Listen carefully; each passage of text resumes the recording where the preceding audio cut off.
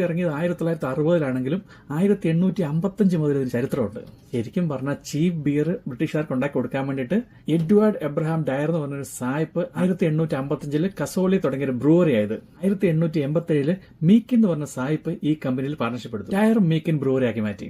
അതൊക്കെ കഴിഞ്ഞ് ഇന്ത്യക്ക് സ്വാതന്ത്ര്യം കിട്ടി കഴിഞ്ഞപ്പം 1949 നരേന്ദ്രനാഥ് മോഹൻ എന്ന് പറഞ്ഞ ഇതിന്റെ വലിയ മുതലാളി ലണ്ടനിൽ പോയിട്ട് ഇതിന്റെ മേജർ ഷെയറിംഗ് മേടിച്ചു. അവിടുന്ന് പുള്ളി കുറെ ഇംപ്രൂവ്മെന്റ് ഒക്കെ നടത്തി ഒരു 1967 മോഹൻ മീക്കൻ ബ്രൂവറി എന്നാക്കി ഇതിന്റെ പേര്. പുള്ളിയുടെ മകൻ വേദരത്തൻ മോഹൻ സെയിന്റ് ബെനഡിക്റ്റിന്റെ ഫോളോവേഴ്സ് ആയിട്ടുള്ള ബെനഡിക്റ്റൈൻ സന്യാസിമാരുടെ ജീവിതരീതി കണ്ട് അട്രാക്റ്റഡ് ആയിട്ട് ഇട്ട പേരാണ് ഓൾഡ് മങ്ക്. 82 ആയപ്പം പേരിലെ ബ്രൂവറിയൊക്കെ എടുത്ത് മാറ്റി മോഹൻ ബീക്കൻ എന്ന് മാത്രമാക്കി. 1960 ഓൾഡ് മങ്ക് ഉണ്ടാക്കിയ പിന്നെ അവർക്ക് തിരിഞ്ഞു നോക്കേണ്ടി വന്നിട്ടില്ല. 2013 പക്ഷെ സെയിലിന്റെ കാര്യത്തിൽ ഇവനെ നമ്പർ 1 മക്ഡോവൽ സെലിബ്രേഷൻ കടത്തിവെട്ടി. ഇന്നിപ്പോ OMR പല ഏജിലും പല ക്വാളിറ്റിയിലും ഒക്കെ അവൈലബിൾ ആണ്. XXX 7 വർഷം ഏജിലാണെന്നും ഈ മീക്കൻ സാഹിബിന്റെ തല അതോ ഏതോ സന്യാസിയുടെ തലയോ അങ്ങനെ രണ്ടും പറയുന്നുണ്ട്.